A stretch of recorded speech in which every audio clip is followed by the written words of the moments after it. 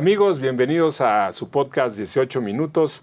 Soy Francisco Rodríguez Aguirre, presidente de Smart Speakers, el principal buró de conferencistas de Latinoamérica, y me acompaña mi buen amigo Gerardo. ¿Cómo estás, Gerardo? Pancho, qué gusto verte nuevamente, audiencia de MPI México Chapter y Smart Speakers Mundo Ejecutivo. Un gusto estar nuevamente con ustedes y hoy con un gran invitado nuevamente. Pancho. Bueno, pues me voy a permitir presentar a nuestro gran invitado. Él es Eric Guerrero. Él es economista, asesor financiero y comentarista en TV Azteca, autor de los libros de Evaluación, El Shock del 94 y La Herencia de Calderón, donde ha anticipado con precisión crisis y oportunidades económicas. Eric, mil gracias por acompañarnos. Al contrario, muchas gracias a ustedes, son muy amables. Bueno, Eric, ¿qué es la estagflación? Platícanos, porque creo que se empieza a escuchar por allá. Es una situación extraordinaria. Se ha presentado pocas veces en la historia del sistema capitalista y es provocado básicamente por malas decisiones de carácter político.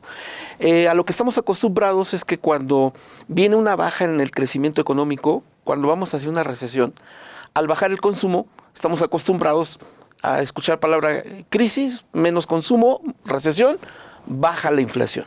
O sea, van como que de la mano, ¿no? Pero esta situación de estanflación rompe con esa dinámica y entramos a una situación muy peligrosa, porque se va contrayendo la economía, se está desacelerando, baja el consumo, vamos hacia una recesión, pero el alza de precios se mantiene, o sea, se desconecta. Inflación alta con estancamiento económico, esa es la estanflación. Y el peligro es que ya nos estamos encaminando a nivel mundial hacia ese escenario, uno, por los aranceles, la política arancelaria de Donald Trump, que provoca con tanta barrera pues un shock, como dicen los economistas, un shock de oferta, se reduce la disponibilidad de productos, suben de precio, y la misma inflación, al afectar el consumo, lleva a la economía hacia una desaceleración, ¿no? Entonces ya hay algunos síntomas de esta situación. Muchas gracias.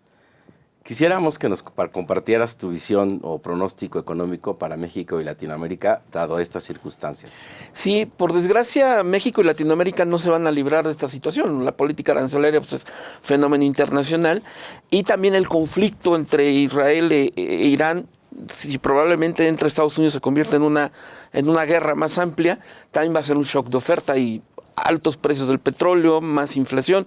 O sea, empuja al mundo hacia esta estanflación de bajo crecimiento e inflación al alza.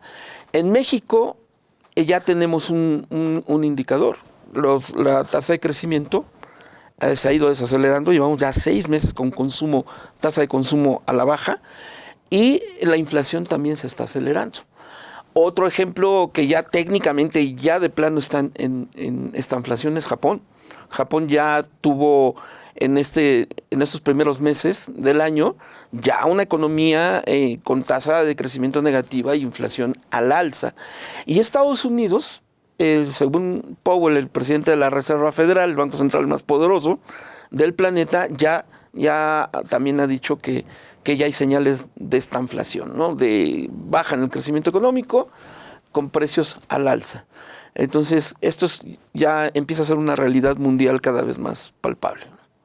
Si se diera esta crisis que comentas, ¿qué tan rápido, bueno, primero, qué tan profunda pudiera ser y qué tan rápido pudiera ser una recuperación, hablando de América Latina, México, Estados Unidos? Sí, el peor escenario es que se combine el golpe de que aumentan los aranceles, porque se va a terminar la tregua con la Unión Europea, termina el 8 de julio, con China entre el 15 y el 30 de agosto.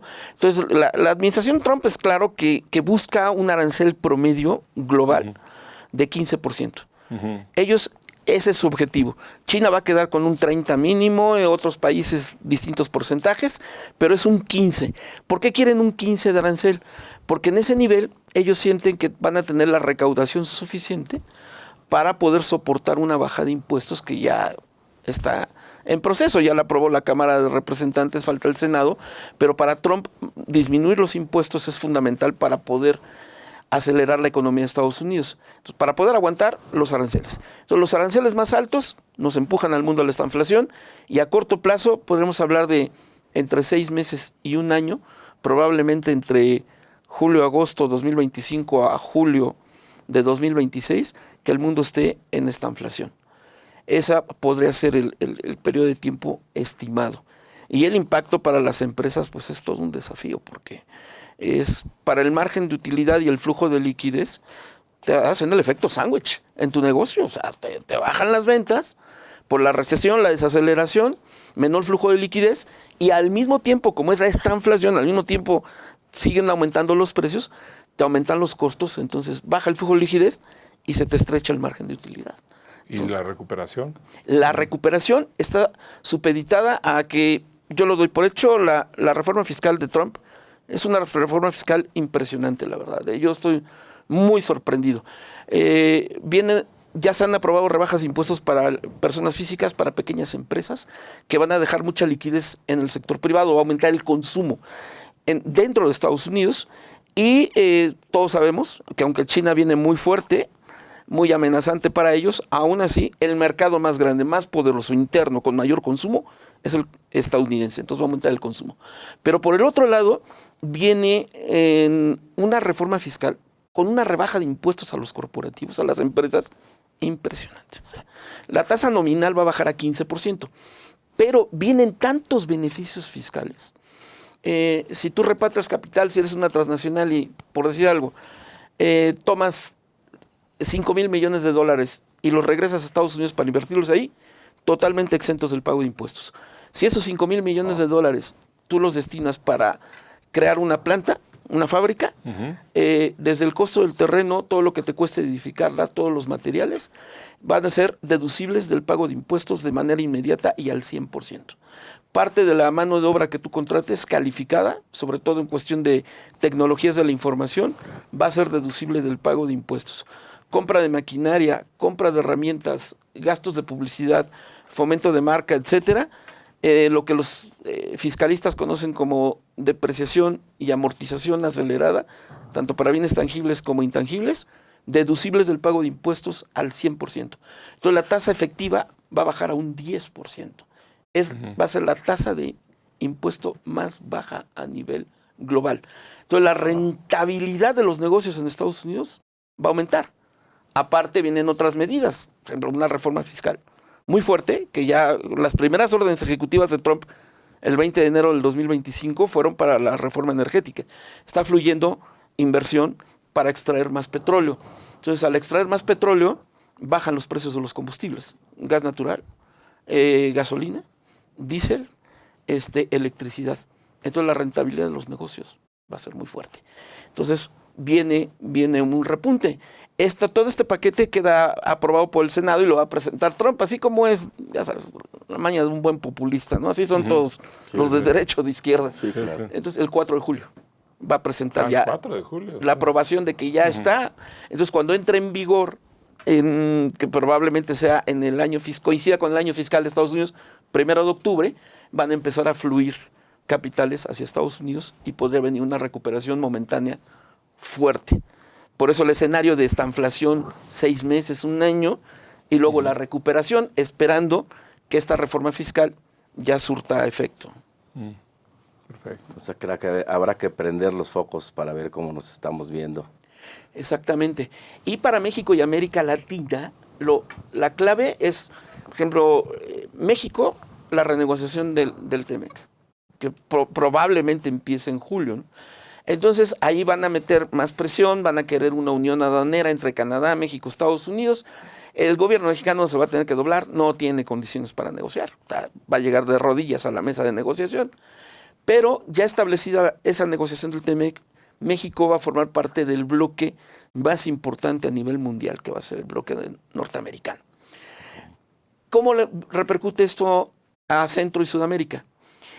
Hay empresas centro y sudamericanas que tienen mucho interés en México y tienen negocios con México.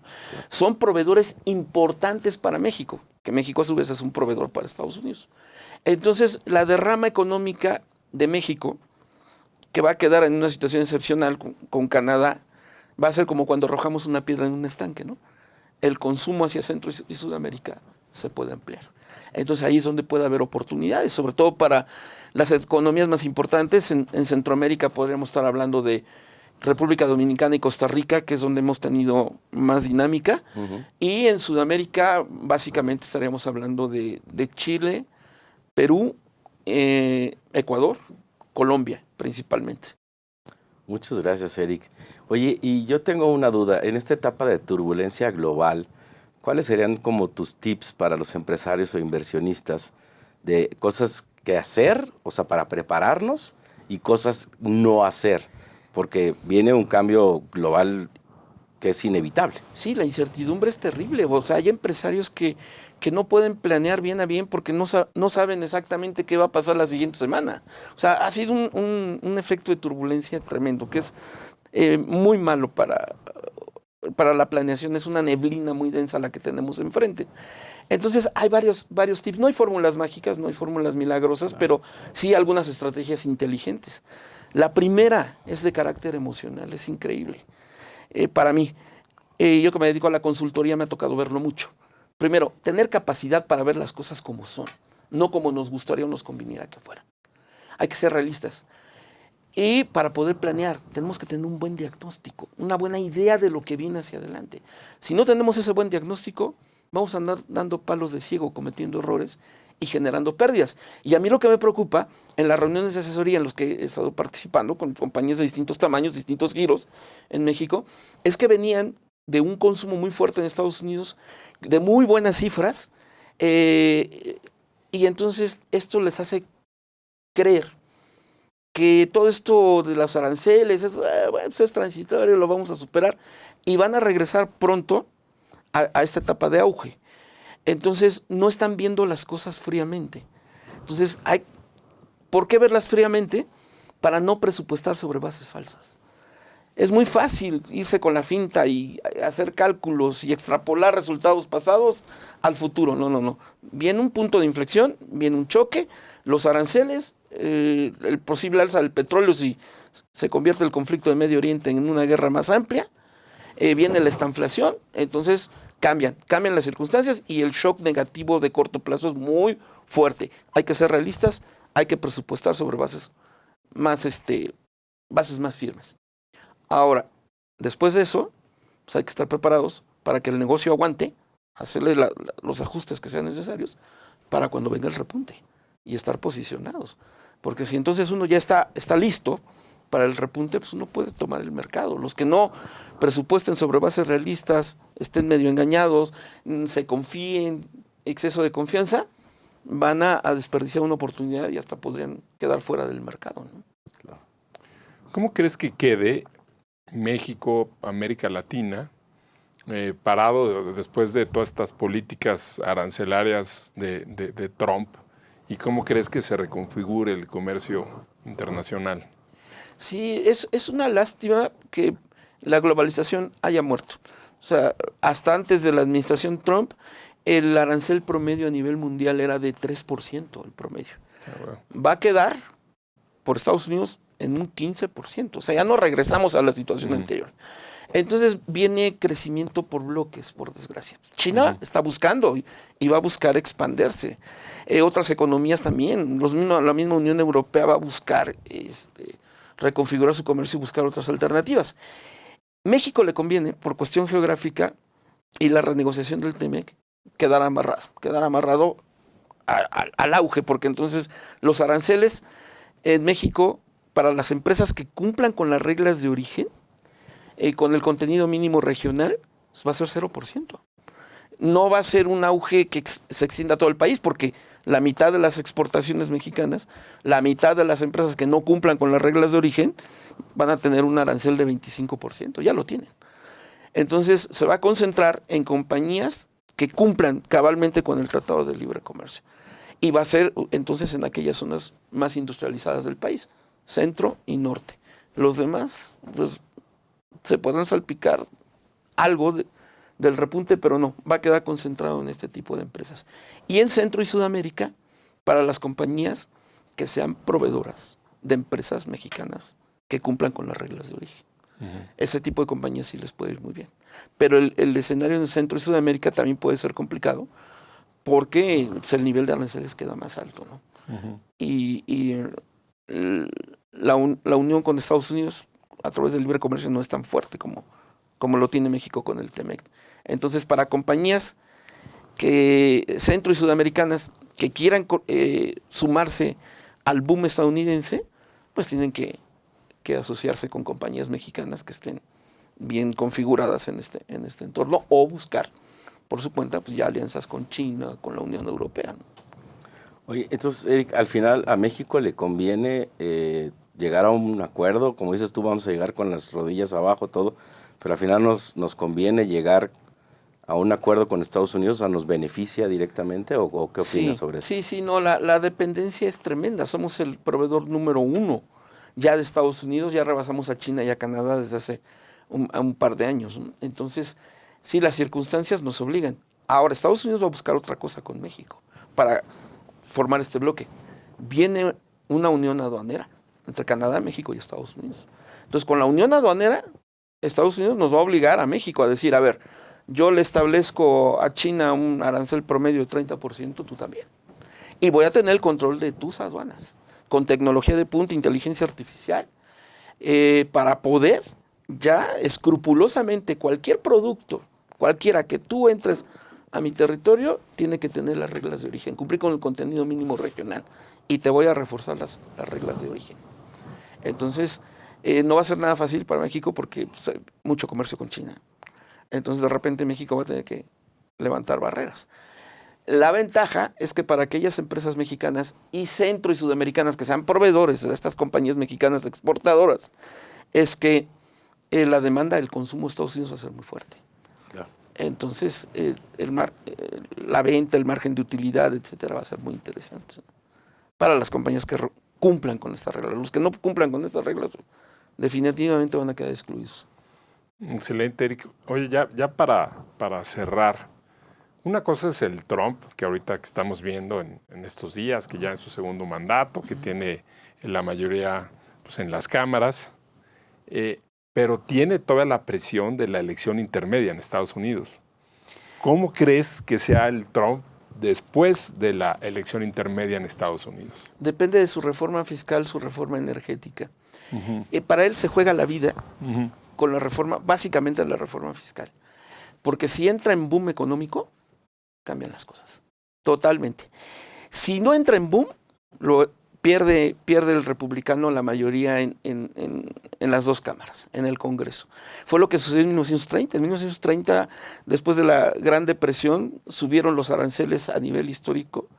Esta ley, la Smoot-Hawley, y los republicanos perdieron, tenían mayoría en el Congreso, perdieron la mayoría en la elección intermedia y se voltearon varios republicanos por el malestar del público, por el desempleo y todo el desorden económico, y trabajaron en favor de Roosevelt. Si republicanos de aquella época no hubieran trabajado a favor de Roosevelt, Roosevelt no ganaba. Entonces lo tiene muy claro Trump, porque será un tipo tóxico, populista, lo que sea, pero el tipo es inteligente y conoce, sabe de economía, se graduó en Wharton. Entonces sabe de economía, entonces lo tiene muy claro, que si no viene un boom económico, pierden la mayoría en las cámaras y adiós, regresan los demócratas. Pero si con esta reforma fiscal, para atraer inversión, repunta la economía de Estados Unidos, cuidado, los populistas adoran el poder y puede ser un dictador en potencia. Digo, ya está atacando al Poder Judicial, a algunos organismos independientes. Entonces, si le salen bien las cosas, se refuerza el republicano a medio mandato y él tiene el poder suficiente, no podemos descartar, ya lanzó la amenaza, quiero un tercer periodo. Todo poder corrompe y el poder absoluto corrompe absolutamente. Claro. Pero depende de los resultados económicos. No le sale la jugada, lo echa. Pero hay que ver. Oye, Eric, definitivamente necesitábamos muchísimo más tiempo contigo. Desafortunadamente terminaron nuestros 18 minutos. Extraordinarios comentarios, mucho por aprender. A nombre de Smart Speakers de Mundo Ejecutivo y MPI México Chapter, te quiero dar las gracias por tu tiempo y pues síganos viendo en nuestros contenidos. Sí, muchas gracias, Eric. No, gracias a ustedes, yo aquí muy contento, a mí me dan cuerda y yo me sigo de film. Muchas gracias. Ya vimos, muchas gracias. Y amigos de 18 minutos, si les gusta, por favor compartan este podcast y también suscríbanse en las diferentes plataformas, YouTube, Spotify, etc. Hasta luego y muchas gracias.